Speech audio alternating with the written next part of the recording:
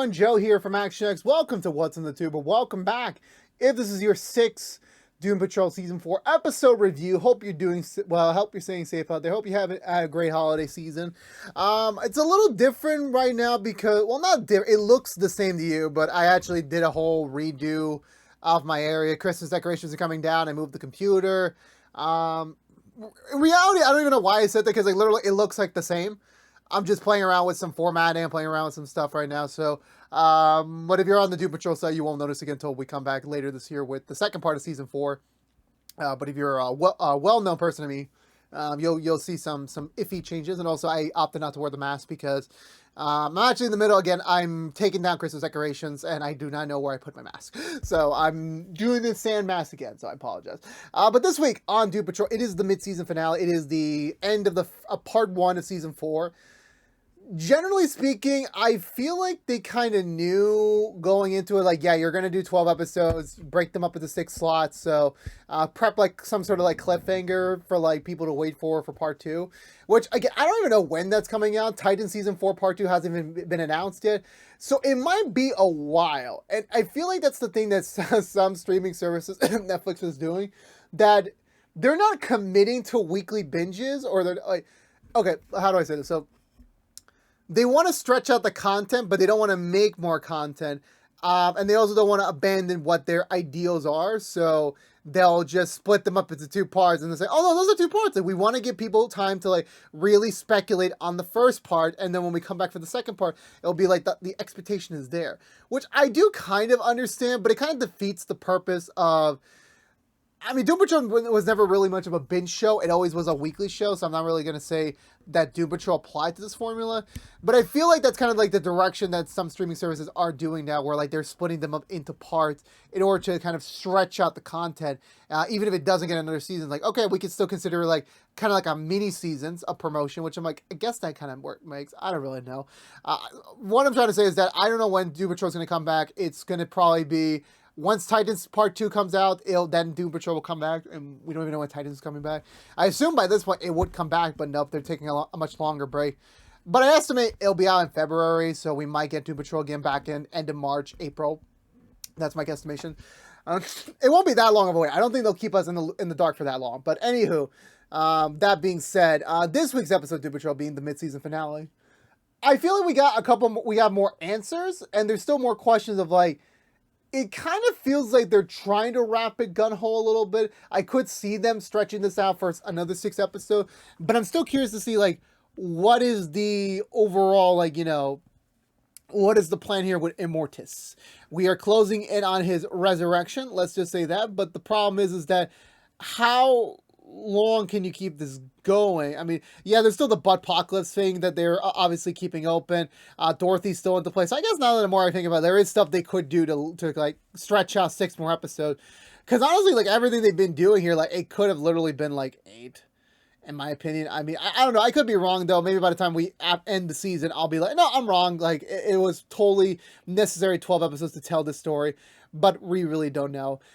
But once again, the answers we do get make sense, and the answers we don't get is kind of frustrating because like we are waiting for these answers to make this entire thing in the most confusing season of Doom Patrol yet. But it's still very much enjoyable at times, and there's actually some heartfelt moments in there. But with that being said, let's go for the Butcher Recap and talk about the mid-season finale of Doom Patrol Season 4. So we begin, I want to say, with Jane waking up, kind of thinking that everything she experienced in the last episode was a dream. She even goes down the cliff joking around, oh my god, we're all fine. Like, I just had a crazy dream about this, but we're all good. Everything's okay. And Cliff's like, no, that was all true. We were all young, and then we were babies, and then eventually Willoughby fixed the whole thing. We're all back to normal, but yeah, you're a little looking old for where it does indicate, like, yes, her immortality was taken by the bunny in the last episode. So now, once, like, similar to Rita, she is also aging. She's catching up with her age fairly quickly. Which, again, similar to Rita, she's, like, overreacting, doesn't agree with this. She tries to recruit Cliff to, like, you know, go back to Willoughby and trying to, like, figure out what the fuck do we do now? Whose ass do we kick to, like, figure out how to fix her immortality. He's like, I got my own shit to take care of. You're on your own here, Missy. So she heads up on her own solo trip to the underground, where none of the personalities are trying to help her out. They're just all focusing on Kay's puzzle right now. Kay's missing yet again, and that's kind of like the biggest concern that Kay's physical body is growing up. But does that mean what the immortality got? Does her personality grow up? That's a question that that's still left to be determined, because I believe all the personalities were meant to be adults when they happen. So I'm not really sure what the play is here, but we'll get to more of that about in a second. Meanwhile, in this weird scissor dimension, we'll call it. I know they have another name for it, but I really forgot what the name was. I'm gonna call it the scissor dimension. Larry's being taken to the creator, I'm presuming, because it literally looks like everything in arts and crafts thing. So I'm assuming it's the creator. But thankfully, Mr. 182, the not blood work, shows up. He uses his powers to temporarily freeze them, allowing him and Larry to escape. They're running for a bit, trying to find the a spot to do the portal so they can go back to Earth. And obviously he's concerned, because like, why are you helping me and everything? And he's just indicating like, we were shown the future, but now that I realize that this is not the way to do it. But now he's scared because, like, again, he's also facing his own problems right now. And Larry promises him, like, okay, you help us beat Immortus. When we get through this entire thing, me and my friends, we will find a way to help you. And that is a promise. So, and also, by the way, the actor is who plays Mr. 182. Again, I mentioned he plays Bloodwork on The Flash. He's also returning to The Flash next season for its finale. So, that being awesome to hear. What was it? I forgot what I was going to say about that front. But anyway, just a cool aside, I guess. Like, he's getting more work in the DC universe as long as he can before, the inevitable reboots start to happen in the next couple of years. But anywho, back over on Earth, Rita is back to normal. Same with Madame Roger. And, obviously Rita's like, okay, I'm back to normal. You know what? Let's just go back to the house. Maybe make a peanut brittle. Just watch some movies. Let's just, chill out for a bit. We've been for a lot. But Mama Roger is like, no, we need to solve this. We need to solve this problem. I'm going to get your immortality back somehow. And the only place we can really go to get some answers is to go back to the Bureau. Because the Bureau originally was funding Niles' Immortus project. So it only makes sense that someone there picked it up where he left off and is causing everything that's happening right now. So we need to go to the Bureau. Which, again, Rita's not comfortable with, because, like, again, now with the context of everything of her past life in Season 3, that's something that she's not comfortable with right now. But because of the circumstances of just everything going on, she has no choice. So she says, all right, I guess we have to go. And so they decide to head off over there. Jane is desperate for answers, desperate for, like, what does she do now? She doesn't have her immortality. No one on the team's helping her. Half the team's AWOL. So where does she go? She goes to the Shroud, the Fog member of the Sisterhood of Dada from last season. She shows up. She's still in the same cupcake shop from before. And, Jane's like, scared. She doesn't know what to do. And she's just like, maybe she's ready to, like, explore something different, which is exploring a relationship with this woman, because apparently she has feelings for her. I believe. I think that was my take on this scene, where she's about to kiss her. Well, they're about to kiss, but similar to when Jane was about to touch herself about an episode or two ago, her body wouldn't let her. That even though Kay told her, like, it's our body, you have permission to do whatever you want, she's still being held back. And I feel like for me at this point, with 2 episodes in, with this, like, little subplot of, like, Jane's not really able to do certain things in Kay's body, honestly, it kind of makes a little sense. It's probably just the guilt, because, again, these are experiences that you would want the main persona to have. I guess my only real assumption of this is being total drama, Revenge of the Island, where there's a character named Mike. He had alternate personalities, similar to Kay, Jade, and all the other personalities they have on this show. And Mike loved a character, well, really liked the character named Zoe, and he would want to be with her, but he wouldn't let any of one of his other personas, like, really do anything to her. It was like, well, there was one persona that went after another contestant, but that's here and there. But anyway. But eventually, after a while, Mike subconsciously, like, realized, like, yeah, that is just for me. That's just for me. So I could imagine, like, yeah, there's probably a safeguard or just, like, a conditioning in the personalities where, like, yeah, there's certain moments, like, Kay needs to experience it, whenever she decides to pop back out. And, she's still concerned about that, but Jane decides, there's nothing she could do right now, and she decides to leave and head back to the house. Vic returns back to adult size, of course, and his friend is giving him a ride all the way back to the manor, which I'm like, despite not seeing each other for years and only had one reunion pizza and game night, this guy was literally ready to like drive states to get to him. Well, I don't think it was states. I believe so. I feel like it was a distantable amount of time because Teen Vic, let's call him, had to go all the way over there logistically. So I'm pretty sure it wasn't that far, but he's still driving. He's still getting to it, and apparently Vic reverted back to a baby and pooped his pants. So the guy had to, clean him up. Which I'm like, yeah, that's how friendships go. Like, if you turn into a baby, I clean your ass. Don't worry about it. And Vic's like, I'm a little low on fun right now, but I'll pay you back everything, and they're just also trying to make more amends with each other, but it's still a little tricky of a subject to touch upon right now. Eventually Cliff returns to the kitchen because he apparently, the mitten that he put on his glove with the feelings and all the emotions and everything, it gave the glove life to an extent, and I'm just like, classic Doom Patrol. They're always doing some hilarious stuff that would make no context or sense in our world, but it completely makes sense somehow in this world, even though I still don't understand how it works. He returns back to the kitchen where Larry and Mr. 182 show back up again. Obviously, the last time Cliff saw him, he was like against them and like, almost trying to kill them. And he apologizes. That was like, false guidance. We're good now. Our focus now is that we need to find Immortus here on Earth.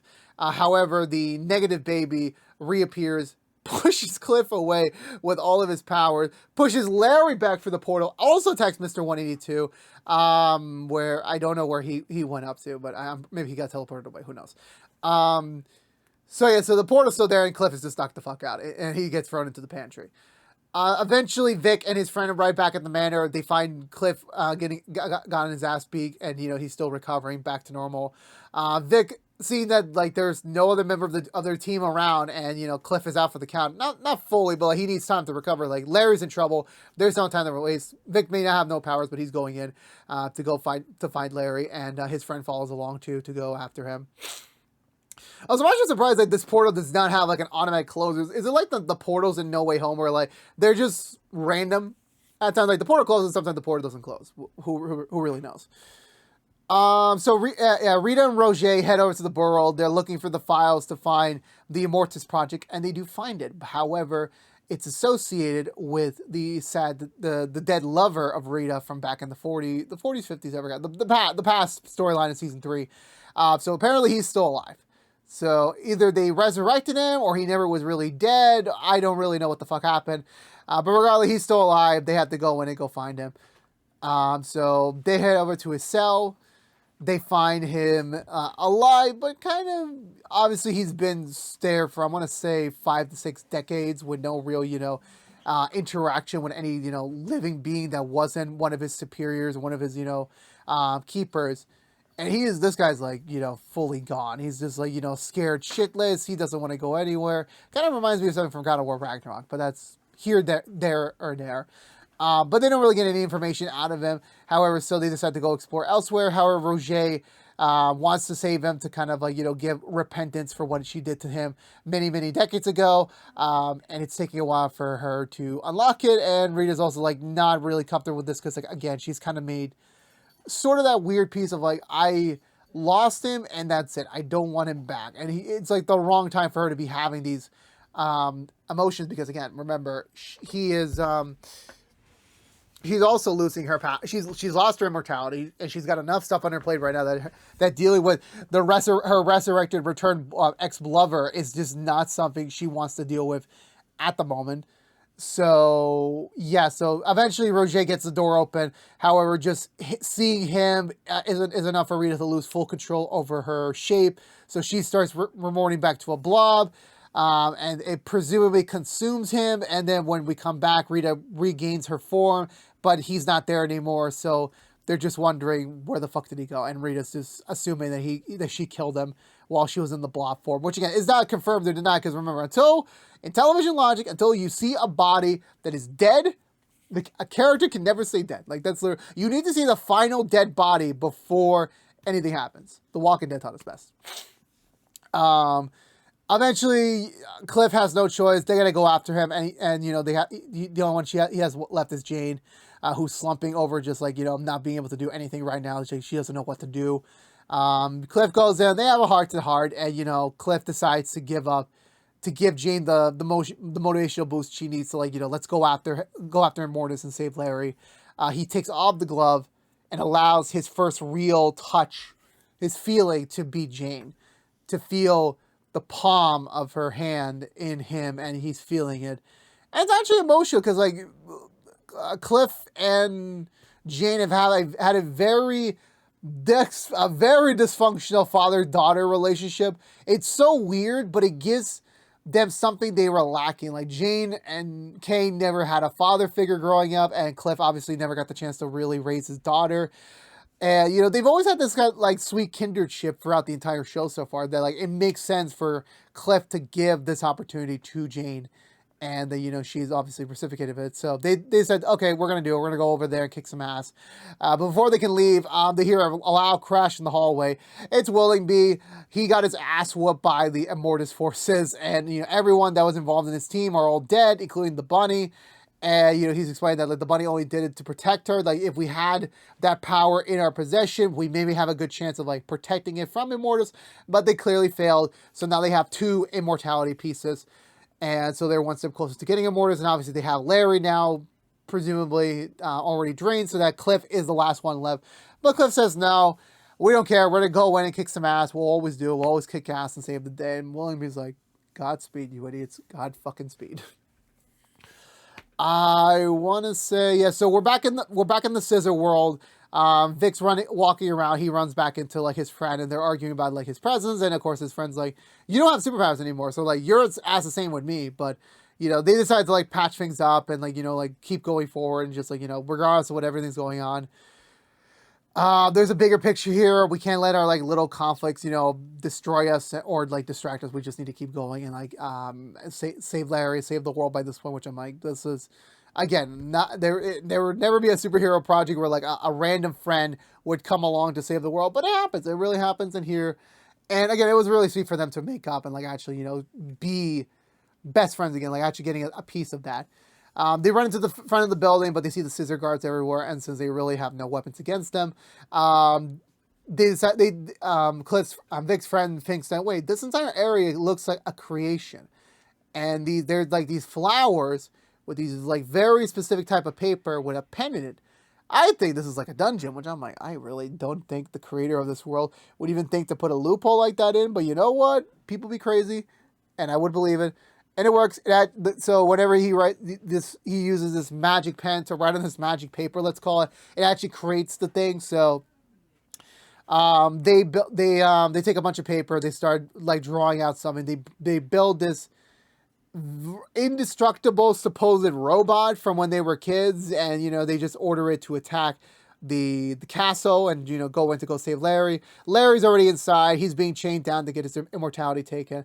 He's wondering why Negative Baby is not doing anything to save the day, and Negative Baby decides to say fuck it. Shows him what the future Negative Baby showed him in the future, which is that as a result of trying to keep Immortus from having this power, because Larry was attacked by the Butts, he takes Larry all the way to the sun to prevent him from being taken, but it does end both of their lives.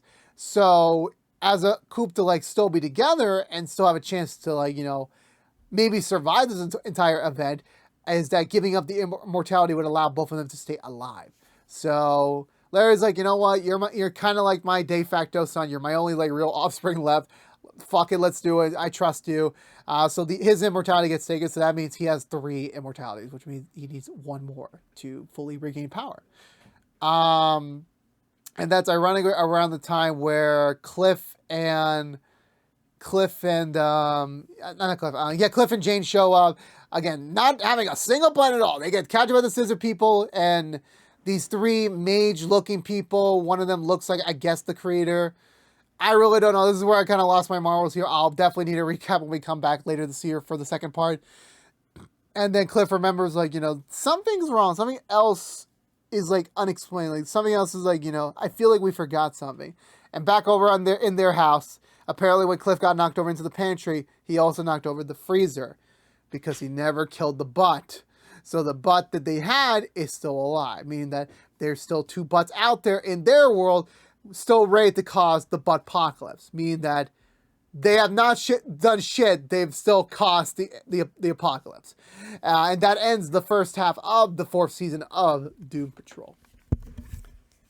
So I feel like from an episode standpoint, this definitely did do its job. Like, we got answers, we got even more questions, but we have enough to like really have a basis of trying to figure out what this entire conflict's going to end to, what this entire season is building to. Definitely having these character moments, like, you know, as a mid-season finale to like build the levity of like what these characters are having in stake right now in their lives. All very sweet, all very enjoyment. Again, I really need to know more about these 3 mages. I really need to know more about these, what is Immortus' like final plan, everything. There's still a lot we don't really know about. And yeah, and there's like a specific line where like, I feel like this could be the last season of the show, because Larry says like, oh, we will get through this. We stopped Mr. Nobody, we stopped the Candlemaker, we stopped Dada, and he's just like, wait, we keep fighting people every time. It's like whenever we finish one threat, the next one's there. It's like our lives will never be in moral peril. So I feel like acknowledging that is kind of indicative that they might be winding things down. Who really knows? But we'll see what happens. But overall speaking, I feel like this being an emotional episode for the characters definitely did help with the levity of like really showcasing like this is a mid-season finale to remember, and it will keep you like wondering what is going to happen in the second half when we return later this year. But for now, I'm going to give this episode 2 thumbs up. I really enjoyed it a lot. Let me know in the comments below, what did you think of this week's episode of Doom Patrol? Let's talk down below. And I believe that's going to do it for me today, everyone. So if you're unaware, this has been What's the 2 from ActionX, where we reviewed every episode of the 4th season of Doom Patrol. If you want to know what we're doing normally, What's the 2, besides Doom Patrol, we're doing Rookie Feds episode reviews each and every week, every Tuesday nights and every Wednesday morning, so go check them out there. Next week, we're also back with Walker and Walker Independence, reviewing both of those shows on Thursday night and Friday morning, so go check them out as well. But if you don't care about Doom Patrol, you're in luck, but just not in certain luck. We will be back later on this year for the second half of Season 4. We don't know when that is coming. Absolutely not.